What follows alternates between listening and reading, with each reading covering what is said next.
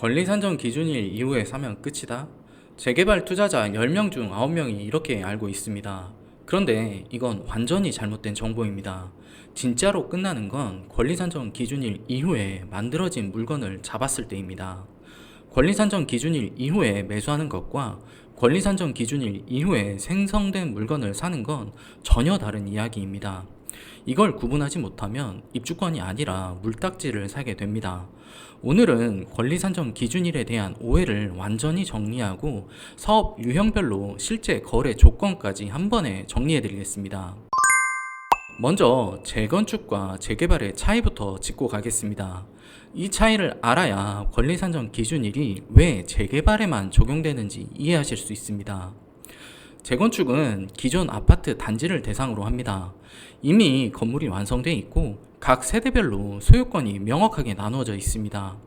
신축을 해서 지분을 늘릴 수 있는 구조가 아닙니다. 아파트 한 채를 사면 한 세대의 권리를 갖는 것이고 두 채를 사면 두 세대의 권리를 갖게 되는 것입니다. 지분을 인위적으로 쪼개거나 늘릴 수 있는 구조가 아니기 때문에 재건축에는 권리 산정 기준일이라는 장치가 필요가 없습니다. 하지만 재개발은 완전히 다릅니다. 재개발은 나대지, 단독주택, 다가구주택, 노후 저층 주거지가 그 대상입니다. 구역으로 지정이 되면 땅값이 오르기 시작합니다. 그래서 단독주택을 허물고 다세대를 짓거나 하나의 토지를 여러 필지로 쪼개서 지분을 늘리려는 움직임이 나타납니다. 조합원 수가 늘어나면 기존 주민들이 받을 몫은 줄어들고 전체 사업성도 떨어집니다. 그래서 이걸 막기 위해서 기준을 하나 긋는 겁니다. 이 날짜 이후에 새로 만들어진 권리는 인정하지 않겠다. 이게 바로 권리 산정 기준일입니다. 정리하면 이렇습니다. 권리 산정 기준일은 재개발에서 지분 쪼개기를 막기 위한 장치이고 재건축에는 애초에 그런 장치가 필요 없는 구조라서 적용되지가 않는 겁니다. 여기서 투자자들이 가장 많이 착각하시는 게 있습니다. 권리 산정 기준일 이후에 사면 입주권을 못 받는다? 이건 사실이 아닙니다. 권리 산정 기준일 이후에 매수하는 것 자체는 아무 문제가 없습니다. 권리 산정 기준일 이전에 이미 존재하던 건물이나 토지를 사게 되면 기존 소유자가 갖고 있던 분양권 자격은 매수자에게 그대로 승계가 됩니다. 문제가 되는 건 권리 산정 기준일 이후에 새로 생긴 물건입니다. 권리 산정 기준일 이후에 신축된 건물이나 권리 산정 기준일 이후에 쪼개진 토지, 이런 권리는 입주권으로 인정되지 않습니다. 그래서 확인해야 할 건 내가 언제 샀느냐가 아니라 이 물건이 언제 만들어졌느냐, 이게 핵심입니다. 권리 산정 기준일은 서울시 정비사업 포털이나 해당 구청의 도시정비과 또는 조합 사무실에서 확인하실 수 있습니다. 등기부 등본에서 소유권 보존 등기를 확인한 후에 해당 구역의 권리 산정 기준일과 반드시 비교를 해보셔야 합니다. 소유권 보존 등기일이 권리 산정 기준일보다 늦다면 그건 입주권이 아니라 물딱지입니다. 또 하나 착각하기 쉬운 게 있습니다. 권리 산정 기준일이 지나면 거래 자체가 안 된다. 이것도 사실이 아닙니다. 권리 산정 기준일은 거래를 막는 기준이 아닙니다. 새로운 권리가 만들어지는 걸 막는 기준입니다. 그래서 권리 산정 기준일 이후에도 기존에 존재하던 물건은 얼마든지 사고 팔 수 있고 분양권 자격도 그대로 승계가 됩니다. 여기서 많이 헷갈리는 개념이 하나 더 있습니다. 바로 조합원 지위 양도 금지입니다. 조합원 지위 양도 금지는 권리 산정 기준일과는 완전히 다른 규정입니다. 권리 산정 기준일은 새로운 권리가 생기는 걸 막는 기준이고 조합원 지위 양도 금지는 이미 존재하는 권리의 거래를 제한하는 규정입니다. 적용 시점도 다릅니다. 권리 산정 기준일은 사업 초기에 정해지지만 조합원 지위 양도 금지는 보통 관리처분 인가 이후에 적용이 됩니다. 그래서 이렇게 정리하시면 됩니다. 권리 산정 기준일이 지났다라고 해서 거래가 막히는 게 아니고 조합원 지위 양도 금지가 걸려야 비로소 거래가 제한이 됩니다. 이 두 가지는 별개의 규정이고 투자할 때에는 두 가지 다 확인을 하셔야 판단이 정확해집니다. 이제부터는 사업 유형별로 이 원칙이 어떻게 적용되는지 살펴보겠습니다. 앞에서 정리한 내용을 기준으로 각 사업마다 어떤 점을 추가로 확인해야 되는지 짚어드리겠습니다. 먼저 신속통합기획입니다. 신속통합기획구역에서 신축 물건을 볼 때는 딱 한 가지만 확인하시면 됩니다. 바로 소유권 보존 등기 시점입니다. 권리산정 기준일 이전에 소유권 보존 등기가 완료된 건물이라면 권리산정 기준일 이후에 매수를 하더라도 입주권을 받을 수가 있습니다.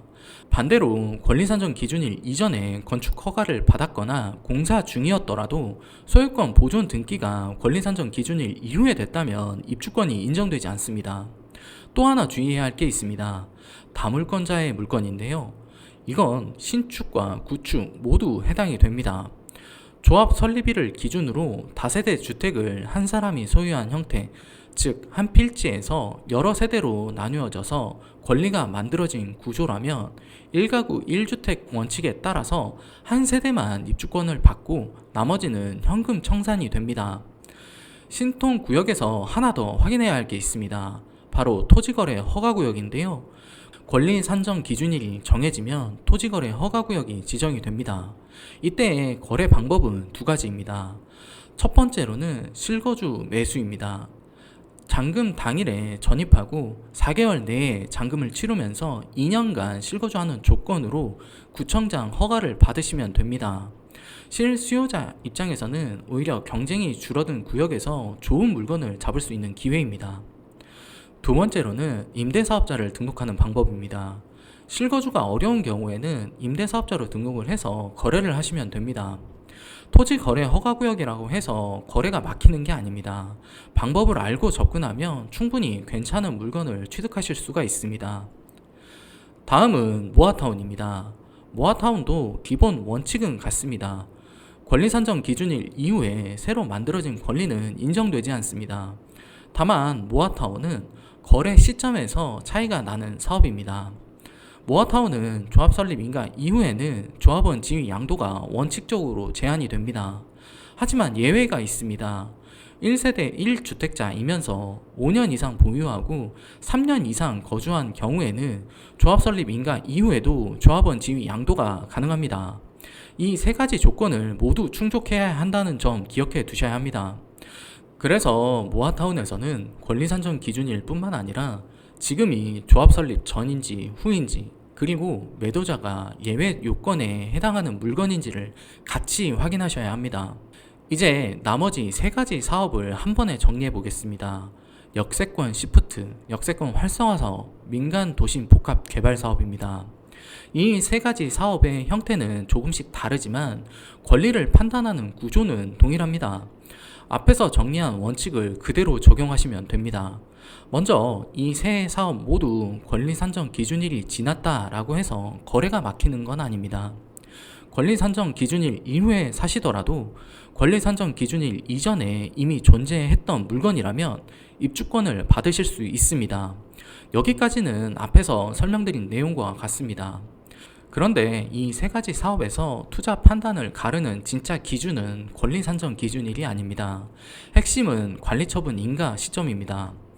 이 세 가지 사업은 모두 조합 방식으로 진행이 되고 도정법 절차를 준용하기 때문에 관리처분 인가 이후부터는 조합원 지위 양도가 제한이 됩니다.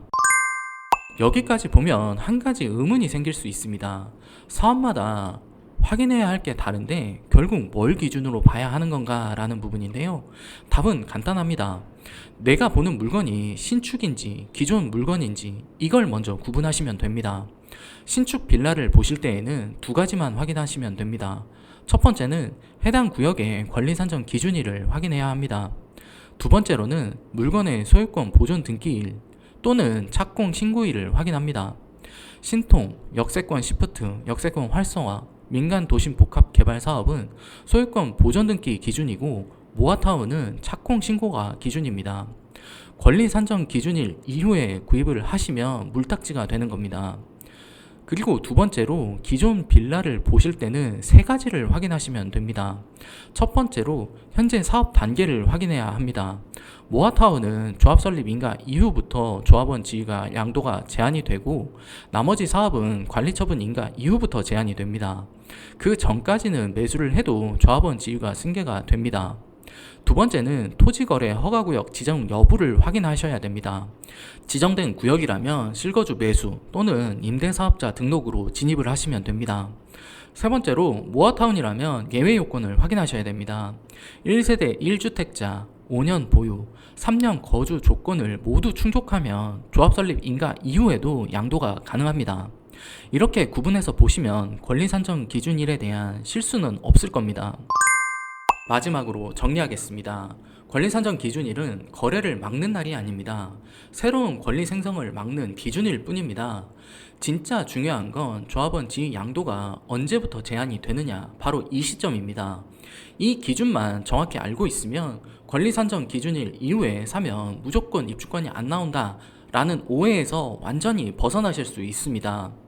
오늘 영상이 유익하셨다면 구독, 좋아요 부탁드립니다. 항상 좋은 정보, 유익한 내용 전달드리는 박소장이 되겠습니다. 감사합니다.